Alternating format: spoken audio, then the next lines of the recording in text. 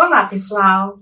Na aula de hoje, iremos dar uma visão geral do VB-MAP.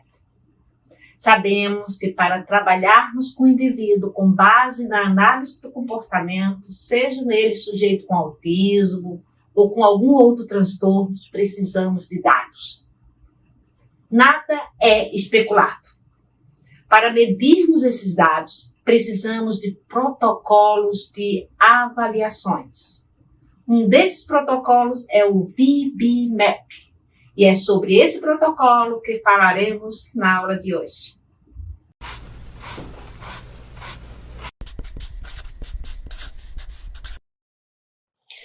A sigla VB-MAP significa Verbal Behavior Milestones Assessment and Placement Program e pode ser traduzida como Avaliação de Marcos do Desenvolvimento e Programa de Nivelamento.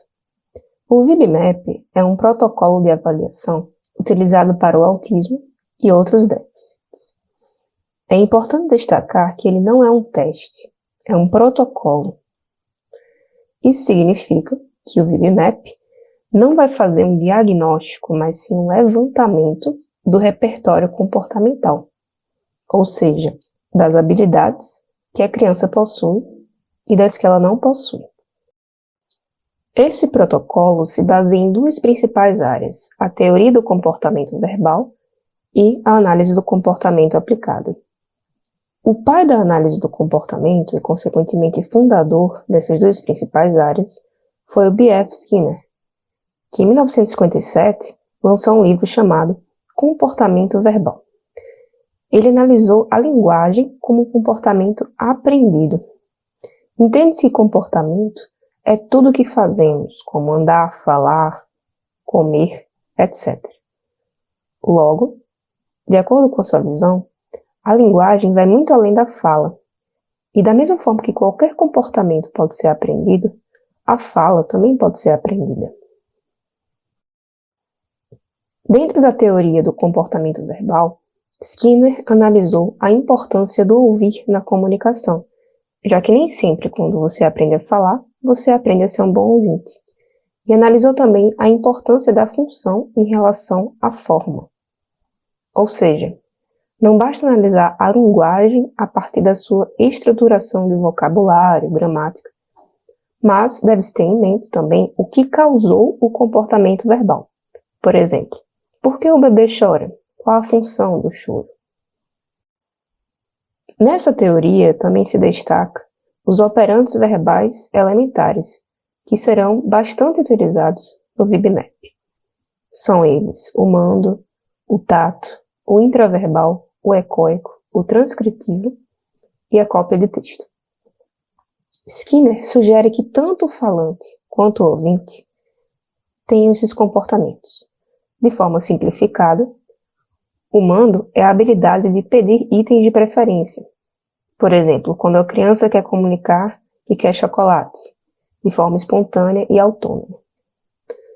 O tato é a capacidade de identificar e nomear itens. Por exemplo, quando a criança olha para um cachorro e diz cachorro. O intraverbal é a habilidade de fazer perguntas, comentários e dar prosseguimento a uma conversa. O ecoico nada mais é que repetir o que já foi dito. O transcritivo diz respeito a soletrar palavras.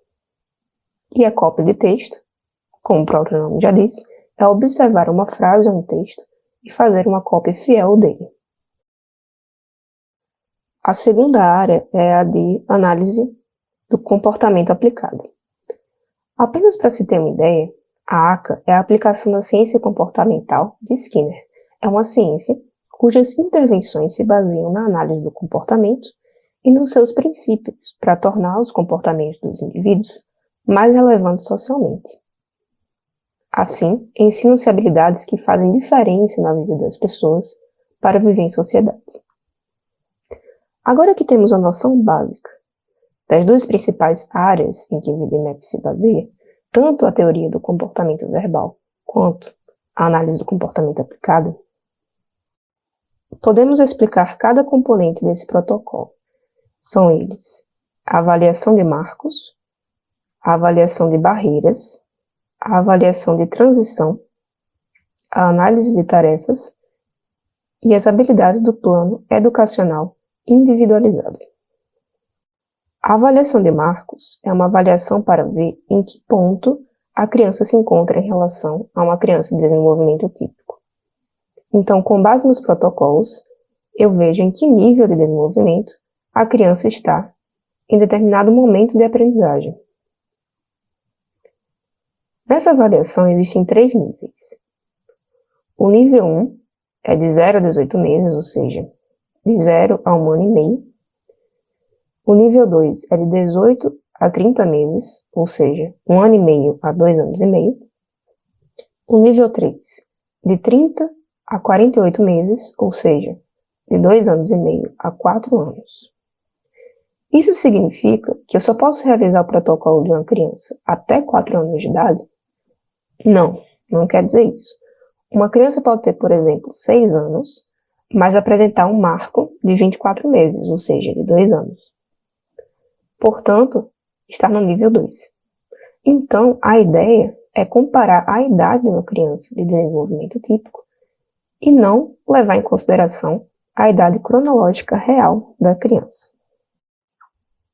Nessa etapa, são avaliados domínios como mando, tato e ecoico intraverbal, que já vimos anteriormente, além de brincar social ou independente, habilidades de grupo, percepção visual, imitação, habilidades linguísticas, escrita, leitura, articulação de fala, entre outros. E para cada um dos 3 níveis, são avaliados domínios específicos. O próximo componente é a avaliação de barreiras. É nela que observamos as áreas que podem estar prejudicando o desenvolvimento da criança. Muitas vezes tentamos ensinar certas coisas a uma criança, mas ela tem determinados bloqueios, que são chamados bloqueios de aprendizagem. E para que essas barreiras sejam quebradas, o VibMap fornece uma lista com 24 áreas de análise. Para cada barreira, existe um nível de 0 a 4. Com isso, se tem o nível e o panorama da criança. A avaliação de transição, por sua vez, é utilizada quando a criança sai do ensino especial e vai para o ensino regular. Para saber se a criança está pronta, usa-se essa avaliação de transição. Não é muito usada no Brasil, mas pode ser útil quando essa transição for realizada. E ela é dividida em 3 categorias: independência acadêmica, padrões de aprendizagem e habilidades de autodirecionamento e espontaneidade. O componente seguinte é a análise de tarefas, ou mais conhecido por seu termo Task Analysis. Basicamente, o que acontece é que uma habilidade maior é dividida em partes menores para conseguir chegar ao objetivo final. Por exemplo, a atividade de escovar os dentes pode ser dividida da seguinte forma: pegar a escova de dente, colocar a pasta de dentes, abrir a torneira, molhar a escova, escovar, lavar a boca com a água da torneira, cuspir, fechar a torneira, fechar a pasta de dente e guardar a pasta e a escova. Isso é muito útil, por exemplo, para crianças que não conseguem atingir determinado marco. Eu posso olhar para as etapas da análise de tarefas e trabalhar com aquelas que vão ser necessárias para ela atingir esse marco. O último componente é o PEI, Plano Educacional Individualizado. Dentro da análise do comportamento, cada indivíduo é único. O que eu vou trabalhar com meu filho pode ser completamente diferente do que você vai trabalhar com seu filho. Logo, é necessário que haja planos de acordo com o desenvolvimento e as habilidades de cada criança, e é isso que vai conter no PEI. Para concluir, vamos entender quem pode aplicar o VibMap. Não existe um profissional específico para isso, mas de acordo com o próprio autor do protocolo, Mark Sandberg, existem alguns critérios para que alguém esteja considerado apto a realizar esse protocolo de avaliação. São eles: entender da teoria do comportamento verbal, ter um conhecimento básico de análise do comportamento aplicado, conhecer a estrutura da linguagem, entender sobre autismo, e outros déficits de desenvolvimento, compreender o desenvolvimento da linguagem e também conhecer o manual de aplicação da ferramenta. Com isso, concluímos a aula de hoje. Até a próxima aula.